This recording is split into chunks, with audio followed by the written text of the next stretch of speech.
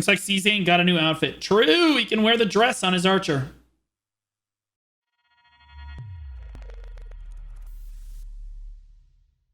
Hey guys, welcome to March 13th, 2025 patch note rundown. A lot of cool stuff that are going to be involved in this patch today. It's a pretty big patch, 2.63 gigabytes on this one. Let's take a look at the events first. Keep in mind, our events are going to be a little bit different from the SEA events that they have because we have the anniversary going on.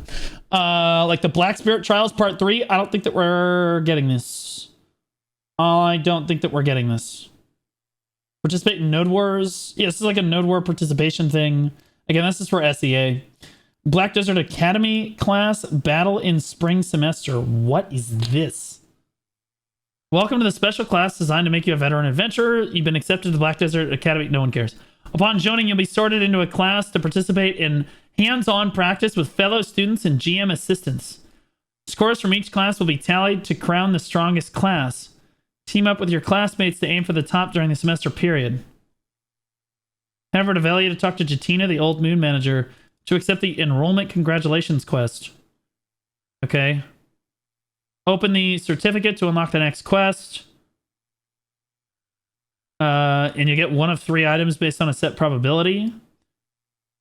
If you discard it, you won't be able to continue the quest. Sure. Use the title from Jatina to check your class and lead them to victory. Okay, so you guys are going to be randomly paired with one of 3 classes, Calpheon, Odoraxia, and Grana. Check out the class bulletin board run by your GM assistant. It is definitely not censored like the YouTube channel. Which class is the best? Class rankings are updated every hour. Well, how are we competing? Boost your class rank with your classmates. Rewards will be given based on the rank when your semester ends. Okay, first place class is 500 crons. Second place is 400. Third place is 300. Oh, guys, don't get too crazy with the rewards. Whoa! We wouldn't want to get too insane with it now. Woo! 4 months to get 500 cronstones. Or 300 if you come in last. We wouldn't want people to care too much about the event. The difference between first and last is 200 cronzones. Nice. Rewards for all class. Okay, whatever. Yeah, so you're going to get earrings with the class engraved on there. Wait, are you getting an emote or an earring? Yeah, I think it's an earring. Preparations are done, ready to become a top class. So how do you compete? Oh my god.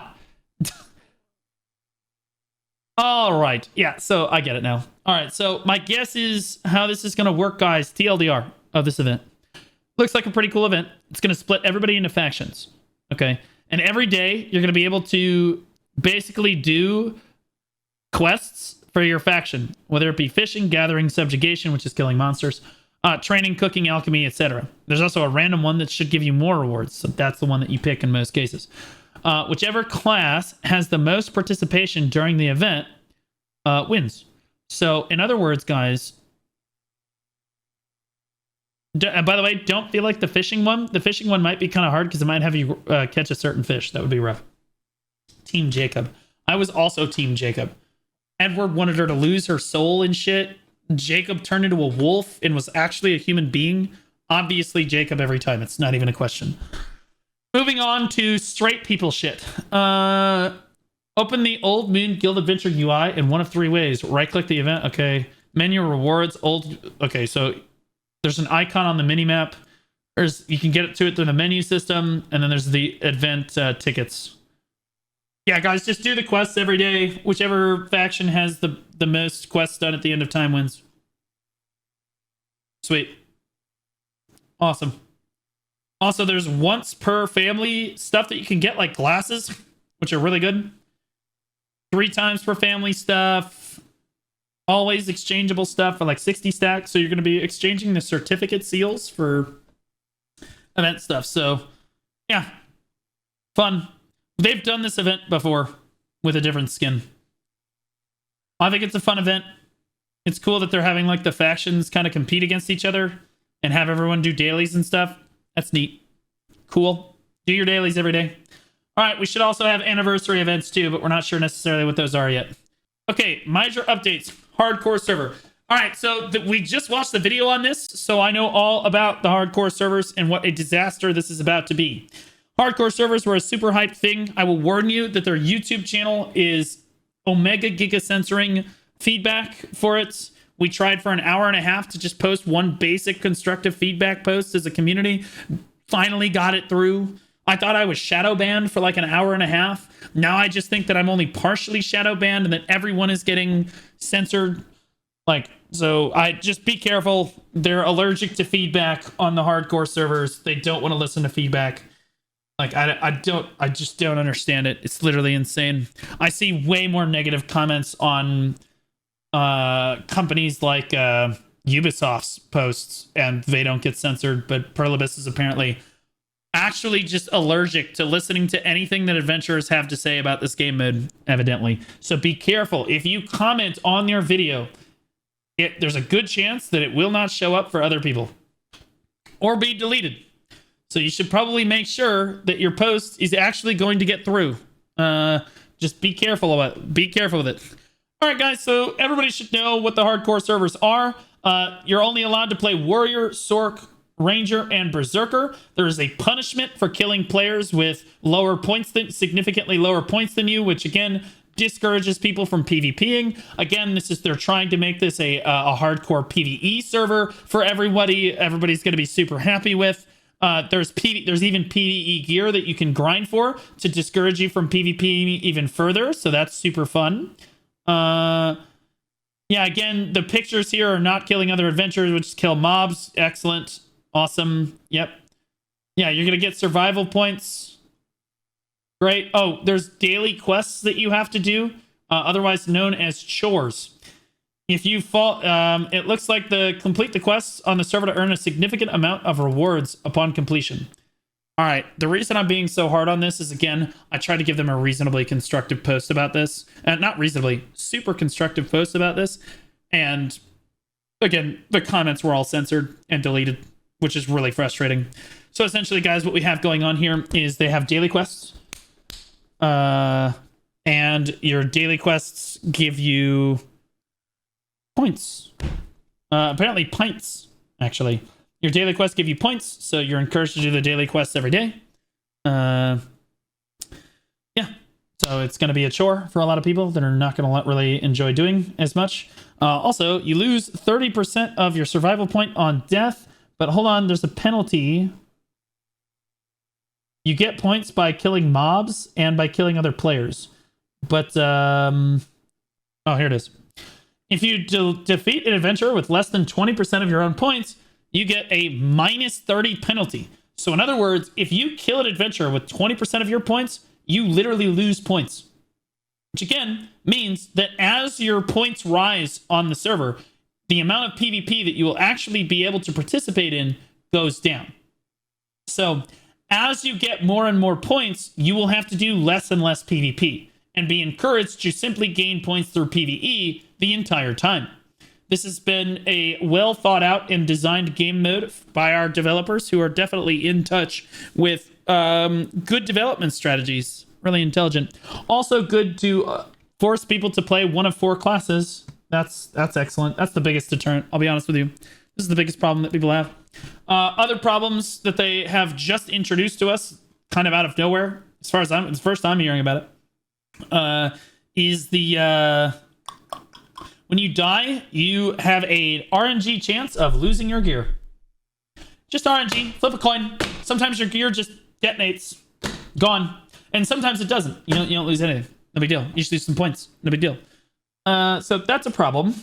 Also, you can grind for PvE gear, and you can also grind for yellow PvE gear. You can also grind for yellow human damage gear, which will do a lot more damage to other adventurers and also give you more points for killing other players than other players would have received for killing you, which is interestingly bad. Is this a rerun stream? No, I'm trying to go through all these new points. Most people know that the hardcore servers are here. By the way, they're very poorly named. Most of the people understand what hardcore servers are at this point and that they're coming out on this patch. These are the new points that they've kind of released to us out of nowhere. So yeah, good luck, guys. Most of us won't be able to participate in this. I'll just be honest. Most of us don't play Sork, Berserker, Warrior, or Ranger. So most of us won't get to play, which is sad. And then again, this other stuff, forcing it into a PvE game mode. And what they define the game mode as an unrestrained, glorious combat server. And they're strongly encouraging only PvE on that server is pretty crazy. Also, again, you will not be able to post feedback about this on their official channel unless you are very, very careful about the wording that you're using and everything, because they are censoring comments. Just bear that in mind. And this is why, by the way, we can't get feedback through to these people. They're just allergic to it. We've tried. They just don't want to hear it, bro. All right, whatever. Oh, and by the way, there's a dark fog mechanic, which is basically like Shadow Arena, where you can trap yourself in an arena with all these other players, and you're all forced to fight to the death. So imagine you're the rank 1 player on the server, and then there's like 8 younglings here, which will lose you points for killing them. You have to kill them, because if they kill you, you're going to lose a lot of points. Like, again, discouraging PvP. Super fun. Interesting. Again, this is an interesting mechanic if there was no penalty for killing other players. I gave my feedback on it in the video. I'm not going to go into it here. Here's all the different monster zones, but they're not necessarily where they used to be. Ancient Weapons, Desert Nagas, Desert Fogans, which is Tidium Valley, Crescent Shrine, Gaha's Bandits, Piliku Jail, Aquan Temple, History Ruins. Oh, and by the way, there's a whole new gear set for this game mode as well, giving you over 600 AP and like 600 DP or some obnoxious shit. We have no idea what those numbers actually mean. For some reason, the developers decided to include a brand new like gear system for the hardcore servers that we're all going to have to relearn again, because I think it just makes it harder for a new player to get involved in the game mode. And that may have been the like there's no way that they didn't think this through. Like, oh yeah, like a new player is going to find it easy to pick this up and use it, even though, bro, there's already a steep enough learning curve for new players as it is. Then they look at AOS, there's a different gear set for that. They look at capped PvP in Node Wars, there's a different gear set for that. There's a different cap set for Balanos. There's a different cap set for Medaya. There's a different cap set for everything in the goddamn game. Let's force everyone to learn yet another cap set. Can't wait. So excited. I'm sure there won't be any balance issues here. Fun. Anyway, good luck, guys, because the rest of us don't actually get to participate in this. All right, hardcore server season rewards. Yeah, whatever. So you get a title. You get 500 cronstones for being literally first. Rank 1 on the whole hardcore server. 500 cronstones. Holy shit. That was another feedback post. I said the rewards are way too low. But don't worry, guys. You get 10 immortal perfumes. Sweet. Awesome. Sick. What a joke. Anyway, the titles are the coolest part of it. Reaper, Conqueror, Honor Blade, Flame Blade, Dust Blade, Veteran, and Adept. Cool. Saves you what, an hour of grinding? Yeah, it's way too low to really motivate people through rewards to really get involved in the game mode. Like, yeah, the titles are cool, but like, again, do you think that cool title is going to motivate a brand new player to hop on the server and try to get rank 1? No, because they know that that's a hopeless endeavor. Again, they just basically, it's just DOA. It's tragic because it had potential as a game mode. But moving on, class changes. All right, so there's an actual balance change here. This is on the global labs as well. So not really sure the reason here behind the balance changes. I would be more excited about the balance changes if I was allowed to be excited about hardcore servers. But again, I find it less... It's hard to be excited about balance changes for PvP when they've killed PvP. Just balance for PvE. No one cares anymore. The AOS is already over. All of the people that get... Like, look, I'm sorry, but like the truth is, AOS is already over. The time to balance would have been during AOS when people were really struggling with some of these classes while AOS was going on. Those are the people that really care about class balance and when it really would have mattered. Now you've waited until after AOS is actually over, and now you're going to implement it when there's no game mode for really them to play. Like, what are you even thinking? Today marks the start of the update where we will apply various class balance adjustments over the coming weeks. Before we go through the details, we want to discuss the direction of these adjustments. This balance update aims to significantly enhance classes that have been perceived as underperforming in PvE, thereby shifting how adventurers view their PvE performance. Oh, good. So it is PvE. Sweet. Yeah, that's all that people care about. That's good. PvE balances are good. It's a PvE game. In the past, balance adjustments were designed conservatively, considering many factors that could emerge based on the adventurer's mastery of characters once the updates went live. We were mindful of reverting previously balanced, enhanced balance could lead to the dissatisfaction among adventurers. As a result, many adventurers felt that the adjustments did not lead to noticeable improvements. During the upcoming balance adjustment period, we plan to make bold weekly changes to ensure a more tangible impact. However, if any adjustments are deemed excessive for a live update, we will promptly readjust by the following week to find appropriate balance. For PvP balance, if you guys needed evidence that BDO is a PvE game, here you go.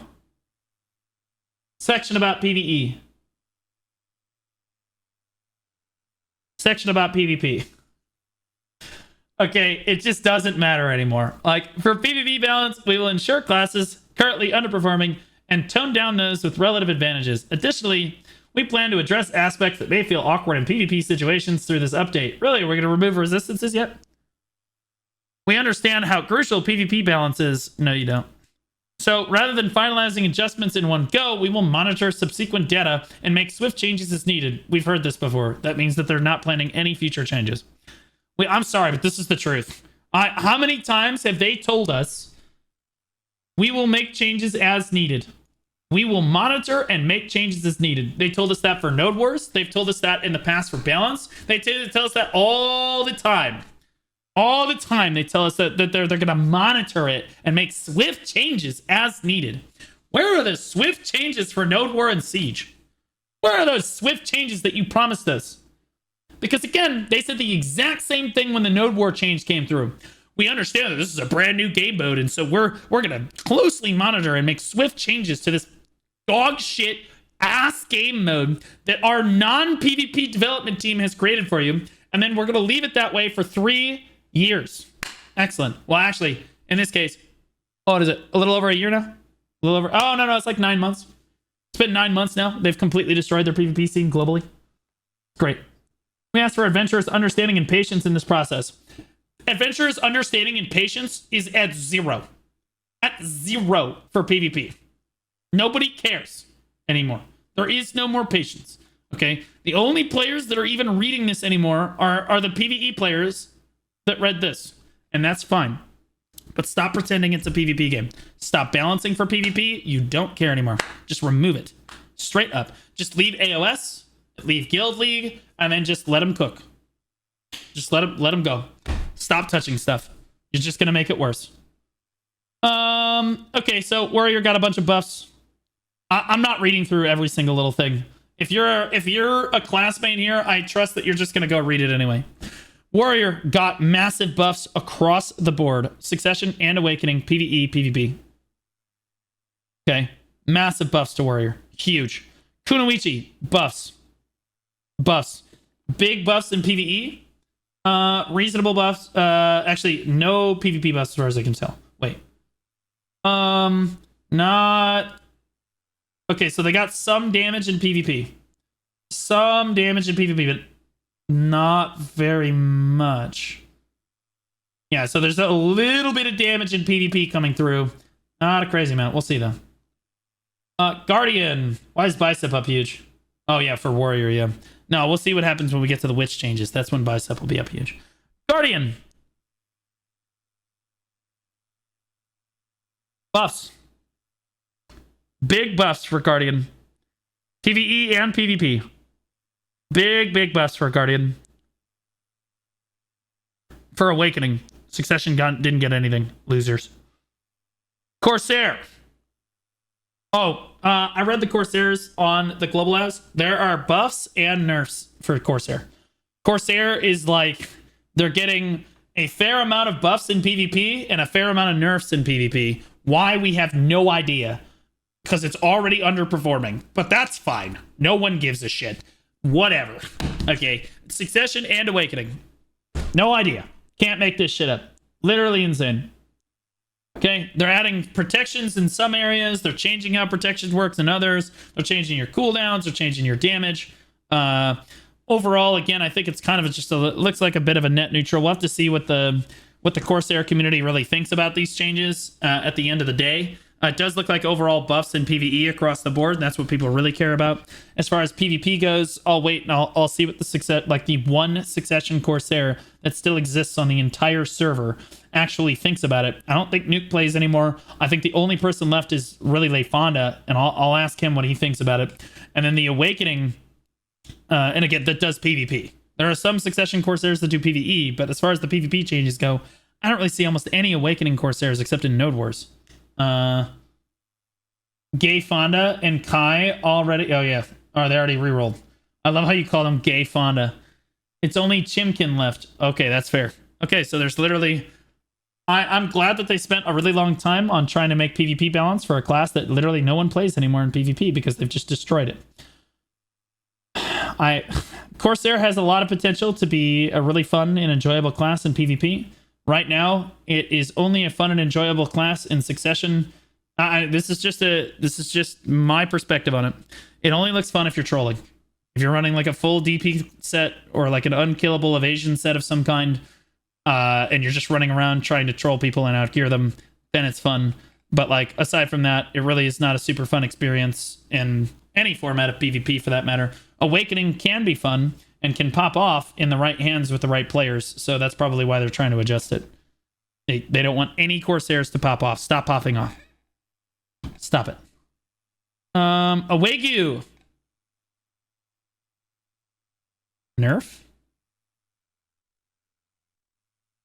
Nerf? Nerf?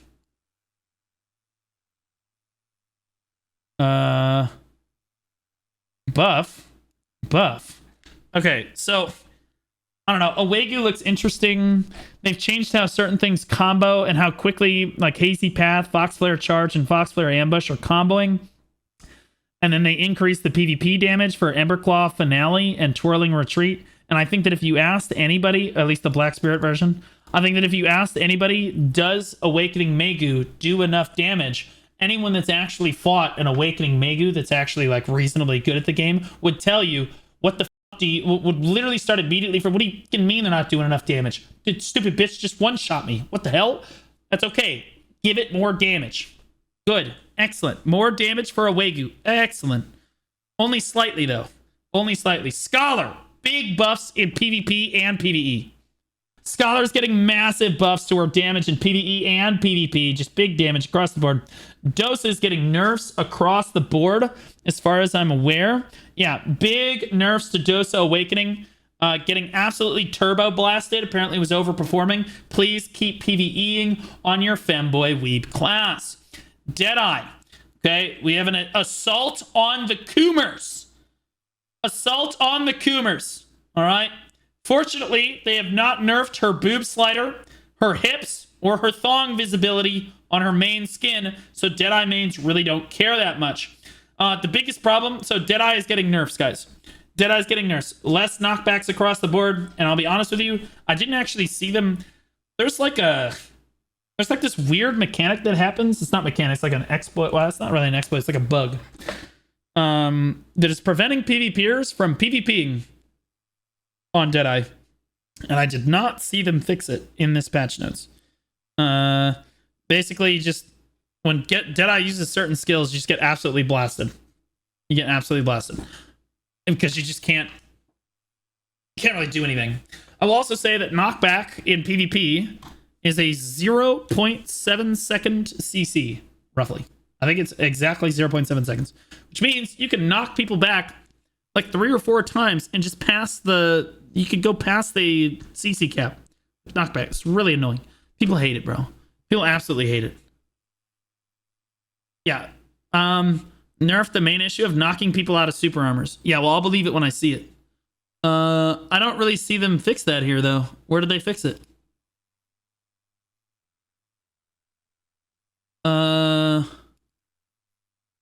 Yeah, that's not in here.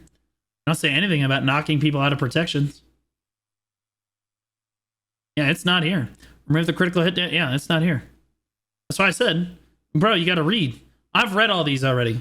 I don't think that there are certain skills in the Deadeye's kit, guys, and I wasn't going to say it before, but now Chad has brought it up. So that will knock you out of super armors, which is extremely frustrating for PvPers and is clearly a bug. And on the global labs, they talked about fixing it, but then when it made it to live servers, it is not here, as far as I'm aware. So Deadeye is still going to be a little bit rough, and until they fix that bug, they're just going to keep nerfing the class because people are going to keep complaining about it, which is frustrating. Class changes. Ranger. Okay, so no, they just fixed some bugs, it looks like. And that's it for their big balance changes. No Succession Mystic. No... Like, where's Suck Mystic and Suck Striker at, bro? Like, aren't those like the least, like Suck Mystic particularly? It's like the biggest underperforming class in PvE in the entire game. It's also not super good in PvP either. Added below the description of the season character of exclusive Tuvala weapons. Okay, no one cares. Change the increase in enhancement chance on Dim Origin of Dark Hunger. So it looks like that they've... Wait, what? Before, enhancement chance 100 to 104, increase 6. After, enhancement chance 100 to 104, increase 6. Where is it? Oh, through here is different. So they're buffing it at early levels. Okay, so the Dim Origin of Dark Hunger. Wait, they're buffing it at later level. Wait. No, this is still 1. This is still 2. Okay, so they slightly moved the brackets over for how many fail stacks you're getting per Dim Origin of Dark Hunger. Apparently this is big. Corporate wants to know the difference. Well, the reason they're changing this, guys, is because adventurers have started grinding at places that are not Darkseeker's Retreat or Golden Pig Cave. And this has deeply upset the development team. They feel that it is extremely frustrating and demoralizing that adventurers would enjoy any sort of grind aside from Darkseeker's Retreat and Golden Pig Cave. In fact, the fact that they released Dekia Olins 2 and all of that group content that they released previously, absolutely massive. And they feel like it's very frustrating that people keep participating in any other sort of grind aside from what they've created in New Lakita. So please stop going to grind zones that aren't Darkseeker's Retreat or Golden Pig Cave. Stop it. Stop doing it. Otherwise, they will keep buffing Darkseeker's Retreat until everyone is there. I'm not even joking. They've reworked Darkseeker's Retreat like 6 times in the last year. And now they're reworking the Dim Origin of Dark Hunger. What about Tungrad Ruins? Stop going to places that aren't Darkseekers! Did I stutter? Stop going there! Then they have to balance it! Do you know how frustrating it is? Do you know how ridiculous it is that the developers would have to balance PvE? It's ridiculous. Stand at your towers and let the mobs spawn on a timer. You're creating more work for this multi-billion-dollar company. It is unfair of you as a consumer to expect them to balance a spot like Darkseekers, or like Tungrad Ruins. Tungrad Forest. Tungrad Ruins. You. Damn it. Stop going to places that require them to balance PvE. What if I don't have the gear for it? Then go to the other tower grind zones in the game. Stop going to other places. Honglim base.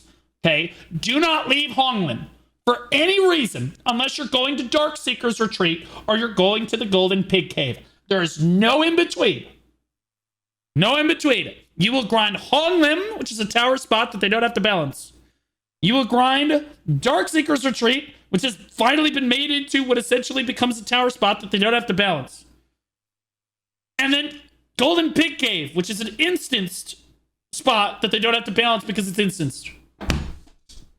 But Honglim base is always full. You have instance grinding at every spot in the game. Go to Marning Realm. Wait, is there Marning Realm for Honglim base? They haven't added Marning Realm for like anything in a while. There's not. There's the feedback right there. There's the feedback right there. We need Marning Realm for Honglim base. Stop interacting with other adventurers. Stop doing it. Don't look at other people. Don't look at other people. Oh my god, nobody cares. All right, monster, UI, translation, bugs and fixes. All right, let's take a look at the Pearl Shop.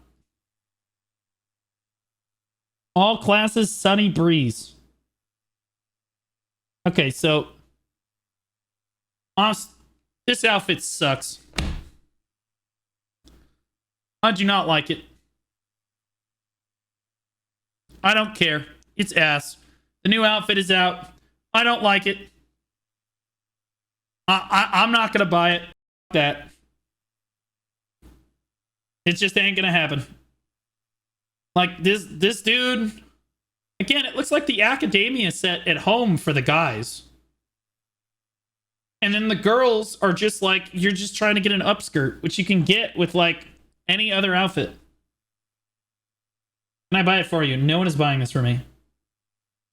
Looks like C-Zane got a new outfit. True! He can wear the dress on his archer. Excellent. Anyway, you can buy a bunch of those.